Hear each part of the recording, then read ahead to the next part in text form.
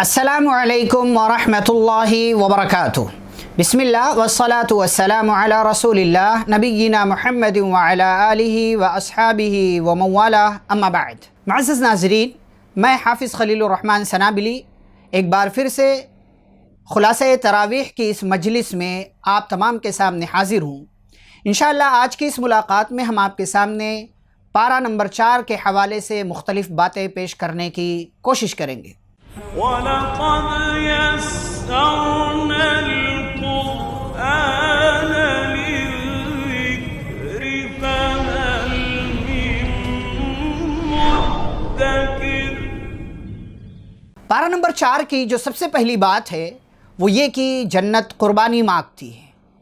آپ کو جنت چاہیے اور بلا شبہ چاہیے، تو آپ کو جنت حاصل کرنے کے لیے قربانی دینی پڑے گی، کبھی جان کی، کبھی مال کی، کبھی وقت کی، کبھی نیند کی، کبھی خواہشات کی، کبھی کسی چیز کی، کبھی کسی چیز کی۔ اللہ نے فرمایا لَن تَنَالُوا الْبِرَّ حَتَّى تُنْفِقُوا مِمَّا تُحِبُّونَ، تم نیکی ہرگز نہیں پا سکتے۔ یہاں نیکی سے مراد جنت ہے، یہاں تک کہ تم وہ چیز نہ خرچ کر دو جس کو تم پسند کرتے ہو، جس سے تمہیں محبت ہے۔ حضرت ابو طلحہ انصاری رضی اللہ تعالی عنہ نے اس آیت کریمہ کے نازل ہونے کے بعد اپنا سب سے پیارا اور سب سے بہترین باغ اپنے رشتہ داروں کے درمیان پیارے رسول صلی اللہ علیہ وسلم کے مشورے سے تقسیم کر دیا۔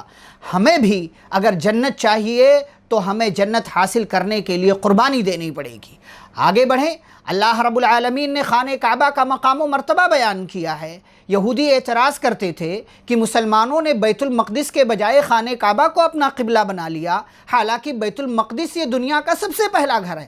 اللہ نے جواب دیا ان اول بیت وضع للناس للذی ببکۃ مبارکا وہدی للعالمین، کہ سب سے پہلا گھر جو دنیا میں لوگوں کے لیے بنایا گیا وہ مکہ کے اندر ہے، یعنی خانہ کعبہ جو مبارک ہے، جو پوری کائنات کے لیے ہدایت کا مرکز ہے، جس میں اللہ کی بہت ساری نشانیاں ہیں، جس میں مقام ابراہیم ہے، اور جس کی عظمت یہ ہے کہ جو اس میں داخل ہو جائے اسے امن مل جاتا ہے، اور اللہ کی خاطر ان لوگوں کے لیے جو حج کرنا چاہتے ہیں، جن کے پاس مال و دولت ہے، خانہ کعبہ ہی میں جا کر کے، وہاں کے اطراف میں مکہ میں جا کر کے حج کرنا یہ فرض ہے، اسلام کا ایک رکن ہے۔ یہ خانہ کعبہ کی عظمت ہے، یہ اس کی فضیلت ہے، یہ اس کا مقام و مرتبہ ہے۔ اور پیارے رسول صلی اللہ علیہ وسلم نے حدیث کے اندر خانہ کعبہ مسجد حرام کی فضیلت بیان کرتے ہوئے مزید فرمایا کہ اس مسجد میں ایک وقت کی نماز پڑھنے کا ثواب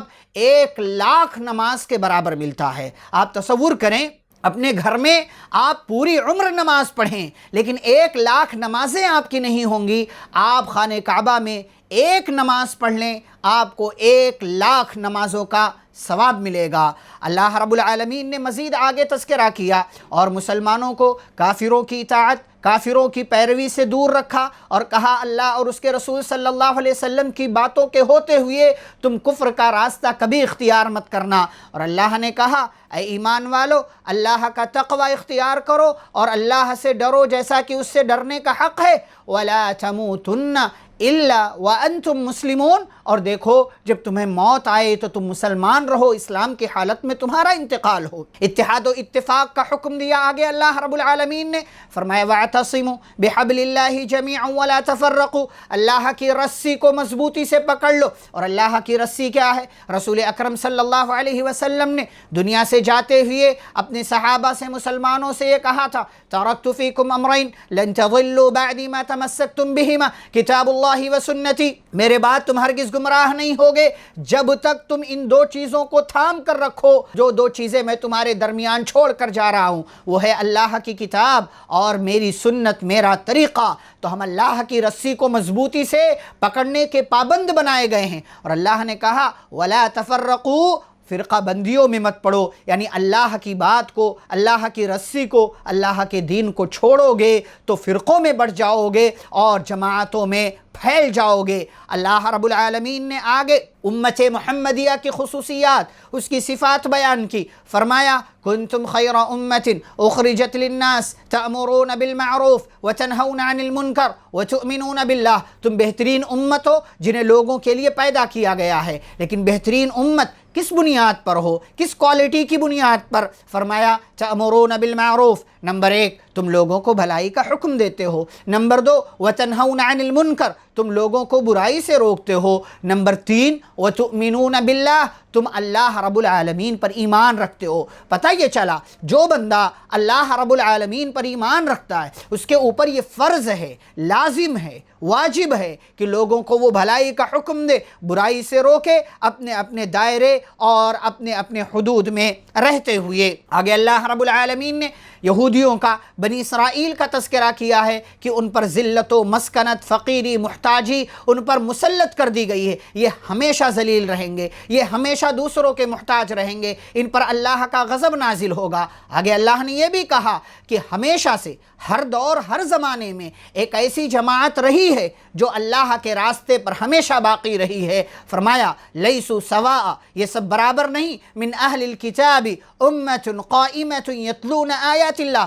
ہمیشہ سے اہل کتاب کا معاملہ ہو، ان سے پہلے کے لوگوں کا معاملہ ہو، ہر دور میں ہر زمانے میں ایک ایسی جماعت رہی ہے جو اللہ کی کتاب کی تلاوت کرتی تھی اور جو اللہ کے لیے قیام و قعود، رکوع و سجود اور عبادتوں کا اہتمام کیا کرتی تھی۔ آگے اللہ رب العالمین نے یہ بھی بیان کیا کہ اے ایمان والو، اپنے ساتھیوں کو، ایمان والوں کو چھوڑ کر کے کسی اور کو اپنا دوست مت بناؤ، ورنہ یہ لوگ تمہیں برباد کر دیں گے، کیونکہ ان کے دل میں تمہارے تعلق سے نفرت بھری ہوئی ہے، یہ تمہارے خلاف سازشیں کرتے ہیں، یہ تمہارے خلاف پلاننگ کرتے ہیں۔ ان کی پلاننگ کو اگر ناکام بنانا ہے، دشمنوں کی چالوں سے اپنے آپ کو بچانا ہے، دشمنوں کی سازشوں کو ناکام کرنا ہے، اللہ نے 2 فارمولے دیے، وَإِن تَصْبِرُوا وَتَتَّقُوا لَا يَضُرُّكُمْ كَيْدُهُمْ شَيْئًا، اگر تم نے صبر کا راستہ اختیار کیا، تقوی کا راستہ اختیار کیا تو ان کی سازشیں، ان کی چالیں تمہیں ذرہ برابر بھی نقصان نہیں پہنچا پائیں گی۔ آگے اللہ نے اسی ضمن میں غزوہ احد کے حالات کا تذکرہ کیا کہ کیسے اس میں مسلمانوں کو وقتی طور سے پریشانیوں کا سامنا کرنا پڑا، 70 صحابہ شہید کر دیے گئے، اور ایسے ہی آگے اللہ نے ایمان والوں کو سود کھانے سے منع کیا، ہر صورتحال میں اللہ اور اس کے رسول صلی اللہ علیہ وسلم کی اطاعت کا حکم دیا۔ فرمایا وَأَطِيعُوا اللَّهَ وَالرَّسُولَ لَعَلَّكُمْ تُرْحَمُونَ، اللہ اور اس کے رسول صلی اللہ علیہ وسلم کی اطاعت کرو تاکہ تم پر رحم کیا جائے۔ اور پھر اسی ضمن میں اللہ نے یہ بات بھی بیان کی کہ لوگوں، اللہ کی مغفرت حاصل کرنے کے لیے، وہ جنت حاصل کرنے کے لیے جس کی چوڑائی زمین و آسمان کے برابر ہے، اس کو حاصل کرنے کے لیے دوڑو، بھاگو، ایک دوسرے سے آگے نکلنے کی کوشش کرو، مسابقہ کرو نیکیوں میں، اچھائیوں میں۔ کوئی 10 نیکی کر رہا ہے، تم 11 کرو، تم 11 کر رہے ہو، کوئی تم سے اور آگے جانا چاہیے، کوئی اور زیادہ کر رہا ہے، تم اس سے اور آگے بڑھنے کی کوشش کرو۔ کیوں؟ اس لیے کہ اللہ کی مغفرت حاصل ہو گئی، گویا کی کامیابی مل گئی، جنت حاصل ہو گئی، گویا کی کامیابی مل گئی۔ وعدت للمتقین، اور جنت یہ متقیوں کے لیے اللہ نے تیار کر رکھی ہے۔ پھر متقیوں کی صفات اللہ نے ذکر کیا کہ جو ہر صورتحال میں خرچ کرتے ہیں، خوشی میں، غم میں،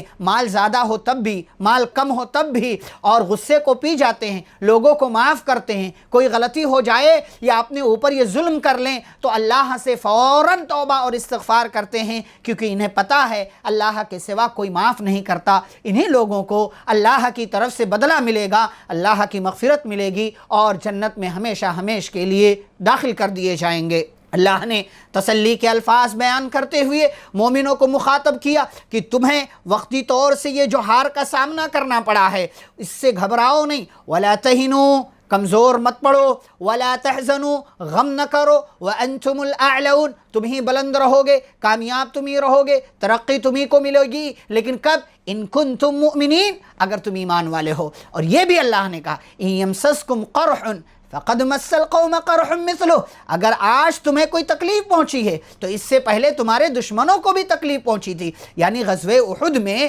اے مسلمانوں تمہارے 70 ساتھی شہید کر دیے گئے، تو غزوہ بدر میں کافروں کے 70 کو تم نے مارا تھا اور 70 کو گرفتار کیا تھا۔ اور وَتِلْكَ الْأَيَّامُ نُدَاوِلُهَا بَيْنَ النَّاسِ، یہ تو دنیا ہے، اور دنیا میں عروج و زوال آج کسی کا ہے کل کسی کا ہوگا، آج کوئی اپ ہے کل کوئی ڈاؤن رہے گا، آج کسی کو ترقی ملی ہے کل اسی کو تنزلی کا سامنا کرنا پڑے گا۔ یہ اللہ کی بنائی ہوئی دنیا ہے، یہاں عروج و زوال کے معاملات چلتے رہتے ہیں، لیکن آخرت میں اچھا انجام کس کا ہوگا؟ متقیوں کا ہوگا، جو لوگ ایمان والے ہیں۔ پھر اسی ضمن میں اللہ رب العالمین نے آیت نمبر 144 میں جو سورہ آل عمران چل رہی ہے، اس سورہ کی آیت نمبر 144 میں ایک عقیدہ بیان کیا۔ وہ عقیدہ کیا ہے کہ پیارے رسول صلی اللہ علیہ وسلم کی وفات ہو چکی ہے، ان کا انتقال ہو چکا ہے۔ ہمارے بہت سے بھائی اس بات کا عقیدہ رکھتے ہیں کہ پیارے رسول صلی اللہ علیہ وسلم کی وفات نہیں ہوئی ہے، وہ پردہ کر گئے ہیں، ان کا وصال ہو گیا ہے، ان کی وفات نہیں ہوئی۔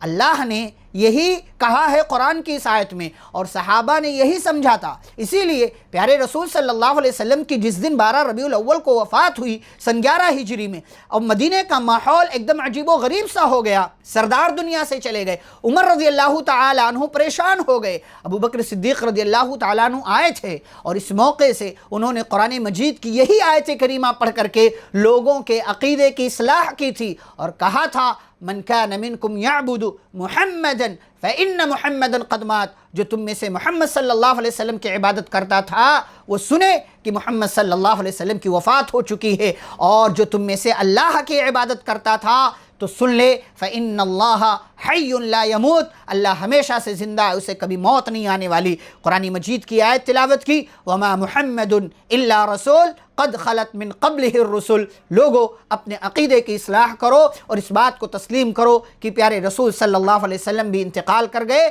جیسا کہ ان سے پہلے دنیا میں آنے والے انبیاء اور رسولوں کا انتقال ہوا۔ آگے اللہ رب العالمین نے آیت نمبر 159 میں نرمی اور عمدہ اخلاق کی اہمیت و فضیلت بیان کی۔ اللہ نے کہا فَبِمَا رَحْمَةٍ مِّنَ اللَّهِ لِنْتَ لَهُمْ، اور اس سے پہلے کی آیتوں میں اللہ نے کافروں کے راستے پر جانے سے بچنے کا حکم دیا، غزوہ احد کے ضمن میں باتیں بیان کی۔ منافقوں نے یہ کہا کہ اگر یہ گھر چھوڑ کر کے میدان میں نہ جاتے، ہمارے ساتھ ہوتے، ما ماتوا وما قتلوا، تو نہ مرتے نہ ان کو قتل کیا جاتا۔ اللہ نے کہا یہ دراصل ان کی حسرت ہے، ان کی ناکامی ہے، ورنہ موت تو انسان کو کہیں بھی آ سکتی ہے۔ آیت نمبر 159 میں اللہ نے کہا کہ اے نبی صلی اللہ علیہ وسلم، اللہ کی رحمت کی وجہ سے آپ ان کے لیے نرم ہیں، یعنی آپ نرمی، محبت، پیارے اخلاق، بہترین اخلاق سے ان سے گفتگو کرتے ہیں، اسی لیے لوگ آپ کے قریب آتے ہیں۔ وَلَوْ كُنْتَ فَضًّا غَلِيظَ الْقَلْبِ لَانفَضُّوا مِنْ حَوْلِكَ، اور اگر آپ سخت دل ہوتے، آپ کے مزاج میں سختی ہوتی، یہ لوگ آپ سے دور چلے جاتے، کوئی آپ کے قریب نہیں آتا۔ کیا پتہ چلا؟ ہم کو نرمی اپنانا چاہیے، عمدہ اخلاق اپنانا چاہیے، لوگوں سے محبت سے بات کرنا چاہیے، کیونکہ اسی بنیاد پر لوگ قریب آتے ہیں۔ پیارے رسول صلی اللہ علیہ وسلم نے فرمایا ان الرفق لا يكون في شيء الا زانه، نرمی جس چیز میں بھی ہوتی ہے اس کو خوبصورت بنا دیتی ہے، اور جس چیز سے نرمی نکال لی جائے وہ چیز خراب ہو جاتی ہے، وہ چیز عیبدار ہو جایا کرتی ہے۔ پیارے رسول صلی اللہ علیہ وسلم نے اسی نرمی، عمدہ اخلاق، محبت کی بنیاد پر صرف 22 سال کی مدت میں وہ کارنامہ انجام دیا جو دنیا میں کسی نے بھی وہ کارنامہ انجام نہیں دیا۔ صرف 22 سال میں آپ کے اوپر ایمان لانے والوں کی تعداد 1 لاکھ سے زائد ہو گئی۔ اور اسی ضمن میں اللہ رب العالمین نے مختلف اور خوبیاں اپنانے کا حکم دیا، لوگوں کو معاف کرو اور لوگوں کے لیے ان کے گناہوں کی معافی کے لیے اللہ سے دعا کرو،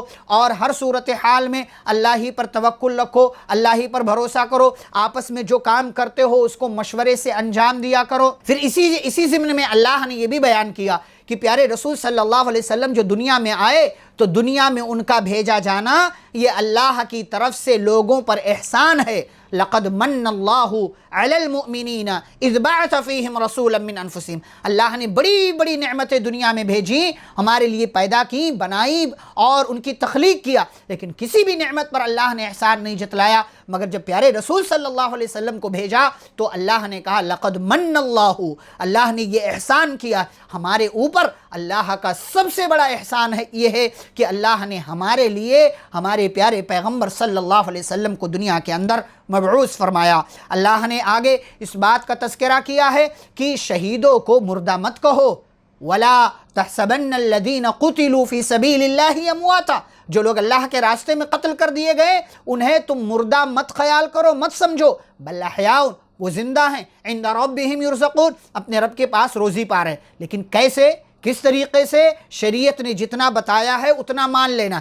دنیاوی حساب سے ان کی زندگی ختم ہو گئی، ان کو موت آ گئی، اسی لیے ہم ان کو شہید کہتے ہیں، لیکن برزخی زندگی میں ان کا کیا معاملہ ہے؟ اللہ نے کہا وہ زندہ ہیں، روزی پا رہے ہیں، کیسے پا رہے ہیں، کس طریقے سے پا رہے ہیں، کس طریقے سے زندہ ہے، اس کی حیات کیا ہے، شکل و صورت کیا ہے، اور اس کا معیار کیا ہے، یہ سب غیب کا معاملہ ہے۔ ہمیں جتنا بتایا گیا ہے اتنے ہی پر ہمارے لیے ایمان لانا ضروری ہے۔ آگے اللہ نے خوف کے وقت کا تذکرہ کیا اور فرمایا جب خوف کا معاملہ ہو تو یہ دعا پڑھ لیا کرو، حسبنا اللہ ونعم الوکیل، کہ اللہ ہمارے لیے کافی ہے اور وہ بہترین مدد کرنے والا ہے۔ ساتھ ہی یہ بھی یاد رکھو کہ افواہوں پر دھیان مت دو، اس لیے کہ شیطان، اس کے چیلے، بدماش اور جو قوم کے برے لوگ ہوتے ہیں وہ دراصل لوگوں میں خوف پھیلانا چاہتے ہیں اپنا کام نکالنے کے لیے۔ اور اسی ضمن میں اللہ نے یہ بھی کہا کہ دنیا میں بہت سے مالدار ہیں جو مال جمع کر کے رکھتے ہیں، یعنی بخیلی کرتے ہیں، کنجوسی کرتے ہیں، اس کو اپنے لیے اچھا سمجھتے ہیں۔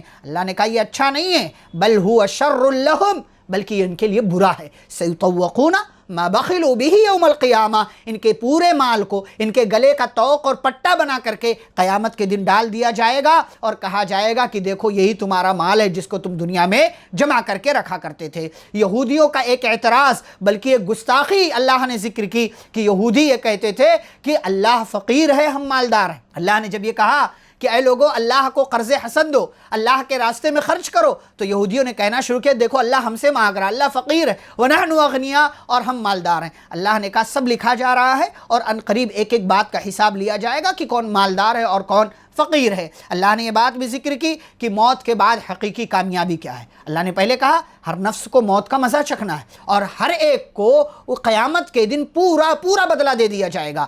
فمن زحزح عن النار، تو جو جہنم سے بچا لیا گیا، وہ ادخل الجنہ، اور جنت میں داخل کر دیا گیا، فقد فاز، وہی کامیاب ہے۔ وما الحیات الدنیا الا متاع الغرور، اور یہ دنیا کی زندگی جس میں رہ رہے ہو یہ دراصل دھوکے کا سامان ہے، جو اس کے چکر میں پڑ گیا وہ دھوکے کا شکار ہو جائے گا۔ یہ دنیا کبھی کسی کے ساتھ وفاداری نہیں کرتی، یہ دنیا ہمیشہ بے وفائی کرتی ہے۔ آگے اللہ نے یہ بھی کہا دنیا میں آئے ہو تو آزمائشیں آئیں گی، کبھی مال میں کبھی جان میں، لَتُبْلَوُنَّ فِي أَمْوَالِكُمْ وَأَنفُسِكُمْ، اور دنیا میں آئے ہو تو یہ بھی یاد رکھو اگر تم ایمان والے ہو تو اس ایمان لانے کے جرم میں تمہیں دنیا کے دیگر لوگوں کی طرف سے اذیتوں کا، تکلیفوں کا سامنا کرنا پڑے گا۔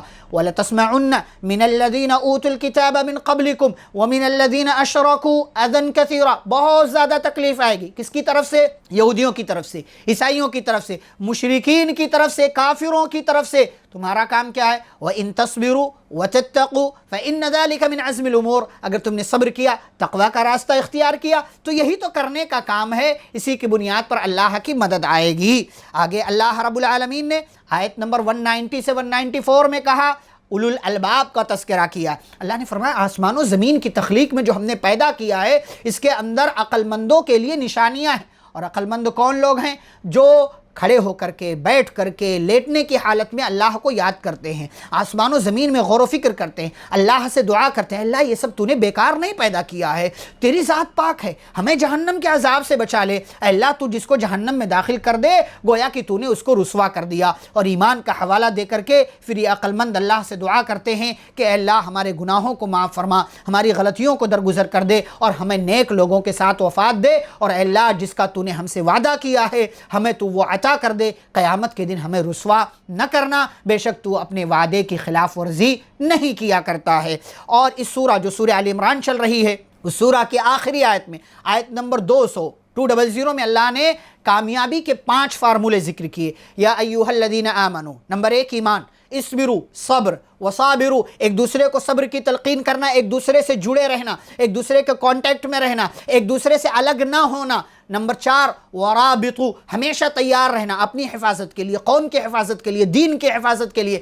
اور نمبر 5 واتقوا اللہ، اللہ کا تقوی۔ اللہ نے فرمایا یہ 5 چیزیں ہوں گی لعلکم تفلحون، تو تم کامیاب ہو جاؤ گے۔ یہاں پر سورہ آل عمران مکمل ہوتی ہے۔ اب سورۃ النساء کا آغاز ہوتا ہے۔ نساء کا مطلب عورتیں، امرأتن کی جمع ہے نساء، عورتوں کے نام پر یہ سورہ اللہ نے رکھا ہے، سورہ نمبر 4۔ اس سورہ کے اندر عورتوں سے متعلق، نکاح سے متعلق، شادی بیاہ سے متعلق، شادی شدہ زندگی سے متعلق کئی ایک مسائل کا تذکرہ کیا، اور بطور خاص اس سورہ کا جو سب سے بڑا اور اہم موضوع ہے وہ ہے میراث، وہ ہے وراثت۔ اللہ نے عورتوں کے نام والی سورہ میں وراثت کا تذکرہ کیا، اس کی پوری تفصیل اللہ نے بیان کر دی ہے۔ تو یہ سورہ نمبر 4 ہے۔ اللہ نے اس کی پہلی آیت میں تقوی اختیار کرنے کا حکم دیا، اللہ سے ڈرنے کا حکم دیا، اور اس کی پہلی آیت وہ آیت ہے جو پیارے رسول صلی اللہ علیہ وسلم ہر خطبے میں پڑھا کرتے تھے، اور آج بھی آپ علماء کے ذریعے اس کو سنتے ہیں۔ یا ایھا الناس اتقوا ربکم الذی خلقکم من نفس واحدہ وخلق منها زوجها وبث منهما رجالا كثيرا ونساء واتقوا الله الذي تساءلون به والارحام ان اللہ کان علیکم رقیبا۔ اللہ نے تقوی اختیار کرنے کا حکم دیا، اور رشتہ داری کے معاملے میں اللہ سے ڈرنے کا حکم دیا کہ رشتہ داری میں جتنے لوگ آتے ہیں ان سب کا خیال رکھو، صلہ رحمی کرو، رشتہ داری کو جوڑو، رشتہ داری کو توڑنے سے بچو۔ ساتھ ہی ساتھ یتیموں کے حوالے سے اللہ نے کچھ اہم نصیحتیں کی، چاہے وہ لڑکا ہو یا لڑکی ہو، اس کا مال تمہارے پاس ہے، اس کا مال امانت کے ساتھ اپنے پاس رکھو۔ کوئی لڑکی ہے، بڑی ہو گئی، تو ایسا نہیں کہ اس کے پاس مال زیادہ ہے تو اس چکر میں آ کر مجبوراً یہ زبردستی کر کے تم اس سے نکاح کر لو۔ پرانے زمانے میں، زمانے جاہلیت میں ایسا ہوتا تھا، اللہ نے اس سے منع کیا اور کہا کہ یتیموں کا مال ناجائز طریقے سے مت کھاؤ۔ ساتھ ہی ساتھ اللہ نے ایک سے زائد نکاح کی اجازت دی ہے، لیکن عدل کے ساتھ۔ فرمایا فَانكِحُوا مَا طَابَ لَكُم مِّنَ النِّسَاءِ مَثْنَىٰ وَثُلَاثَ وَرُبَاعَ، کہ جو عورتیں تمہیں پسند آ جائیں نکاح کر لو، 2، 3، 4۔ فَإِنْ خِفْتُمْ أَلَّا تَعْدِلُوا، اگر عدل نہ کر پانے کا ڈر ہے، خوف ہے کہ عدل نہیں کر پاؤ گے، فَوَاحِدَةٌ، تو ایک، یعنی ایک کے ساتھ رہو، اور اس کے ساتھ بھی اچھے سے زندگی گزارنا ہے، اس کے ساتھ بھی خیر سے رہنا ہے۔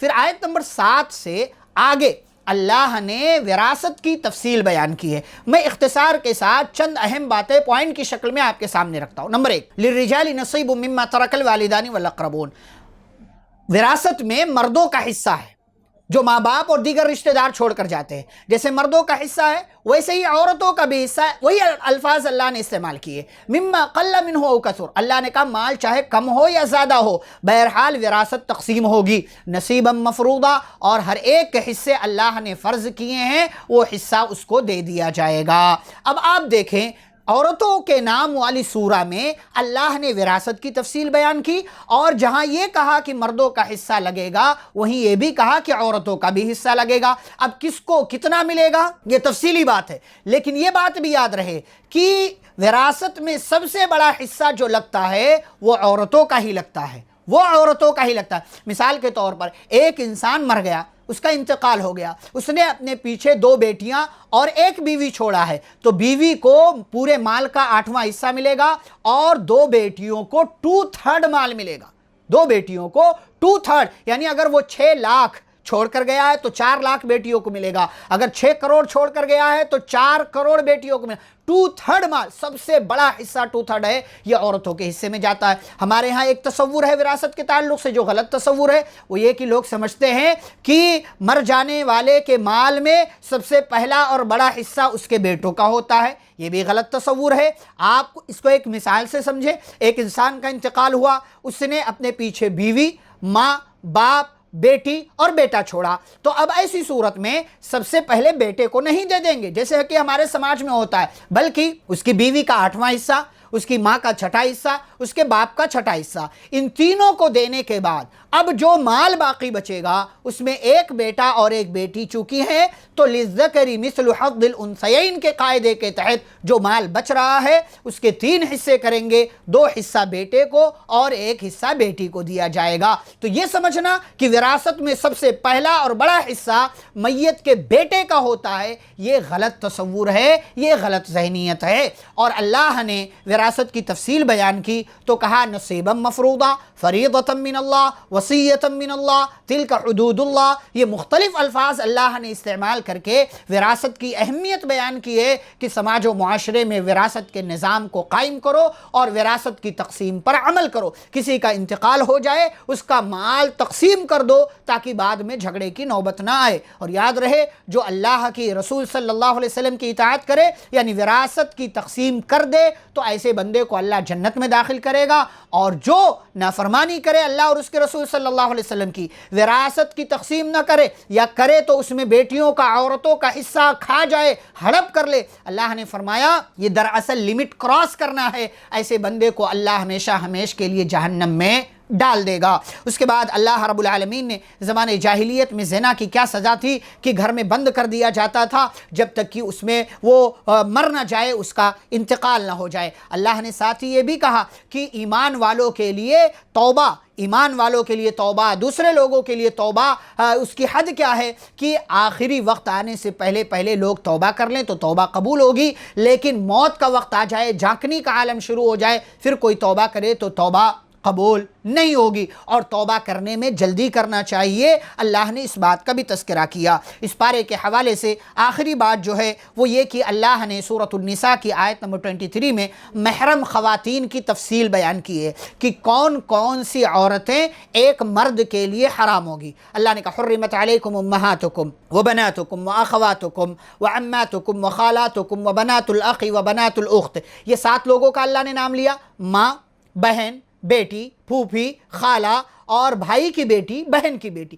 یہ 7 وہ ہو گئے جو ہمارے اپنے خون کے ہیں، ہمارے اپنے گھر سے ہیں. اور اسی میں 7 رضاعت والے، دودھ والے، تو یہ 14 ہو گئے. 7 کون سے رضاعت والے؟ رضاعی ماں، رضاعی بہن، رضاعی بیٹی، رضاعی پھوپھی، رضاعی خالہ، رضاعی بھائی کی بیٹی، رضاعی بہن کی بیٹی. اس طریقے سے یہ 14 ہو گئے. ایسے ہی ہماری جو بیوی ہے اس کی ماں بھی ہمارے لیے حرام ہے. وَأُمَّهَاتُ نِسَائِكُمْ، عورتوں کی مائیں بھی حرام ہو جاتی ہیں. ایسے ہی نمبر 16 وَرَبَائِبُكُمْ، ربیبہ بھی حرام ہوتی ہے. ربیبہ کون سی ہے؟ آپ نے کسی عورت سے شادی کیا، اس عورت نے پہلے کہیں شادی کیا تھا، اس سے کوئی لڑکی تھی اس کو، اب آپ نے اس عورت سے شادی کر لیا، اس سے ہم بستری کر لی، تو اس کی جو بیٹی پہلے والے شوہر سے تھی وہ آپ کے لیے ربیبہ ہو جائے گی اور آپ کے لیے ہمیشہ ہمیش کے لیے حرام ہو جائے گی. یہ نمبر 16. آگے اللہ نے کہا وَأَن تَجْمَعُوا بَيْنَ الْأُخْتَيْن، 2 بہنوں کو ایک ساتھ نکاح میں رکھنا یہ بھی حرام کیا ہے اللہ رب العالمین نے. ہاں ایک بہن سے نکاح ہوا تھا، اس کا انتقال ہو گیا، وفات ہو گئی، پھر آپ نے دوسری بہن سے نکاح کر لیا، جائز ہے. جیسے حضرت عثمان غنی رضی اللہ تعالیٰ عنہ نے پیارے نبی صلی اللہ علیہ وسلم کی بیٹی رقیہ سے نکاح کیا، جنگ بدر کے موقع سے ان کا انتقال ہو گیا تو پیارے نبی صلی اللہ علیہ وسلم نے رقیہ کی بہن ام کلثوم سے حضرت عثمان رضی اللہ تعالیٰ عنہ کا نکاح کر دیا. اور ساتھ ہی ساتھ حدیث سے یہ بات معلوم ہوتی ہے کہ ایک عورت اور اس کی پھوپھی کو آپ ایک ساتھ نکاح میں نہیں رکھ سکتے، اور ایک عورت اور اس کی خالہ کو آپ ایک ساتھ نکاح میں نہیں رکھ سکتے. اور ایسے ہی پارہ نمبر 5 کی پہلی آیت میں جو اللہ نے کہا والمحصنات من النساء، شادی شدہ عورت سے بھی آپ شادی نہیں کر سکتے جب تک کہ اس کو طلاق نہ ہو جائے یا وہ خلا نہ لے لے یا اس کے شوہر کا انتقال نہ ہو جائے. تو یہ محرم خواتین کی تفصیلات جو اللہ نے ذکر کی ہیں. یہ رہا پارہ نمبر 4 کے حوالے سے وہ اہم واقعات، باتیں اور خلاصہ آپ کہہ لیجئے جو میں نے آپ کے سامنے اس مجلس کے حوالے سے رکھنے کی کوشش کی ہے. اللہ رب العالمین سے دعا ہے اللہ ہمیں قرآن و حدیث کی تعلیمات پر عمل کرنے کی توفیق عطا فرمائے. آمین. وصلی اللہ علیہ النبی الکریم. والسلام علیکم ورحمۃ اللہ وبرکاتہ.